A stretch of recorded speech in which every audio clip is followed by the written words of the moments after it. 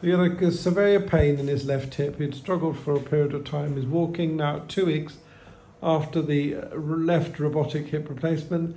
Let's get you walking. How long were you in pain for? How many years? Oh, good enough for 4 or 5 years. 4 or 5 years. And after the operation, pain's gone? Pain's gone. Oh yeah. The next morning, pain's gone, and you. I knew there was something that had major surgery. I knew that, Yeah. but there was no pain. But There was no. Exceptional It's been amazing. Everyone, myself included. People have said to me that thing, and then 1 or 2 people said you're doing very well. And Yeah, but exceptional. And you've had the robotic surgery. had the robotic surgery. What should be? But I had heard that you were the person to see. So Okay, that's good. So Mr. Dr. Harold referred me. As soon as he got my second X-rays, he said, when I said to him that he wanted to send me, and there was no way that I was going to go through that, I said, I can't.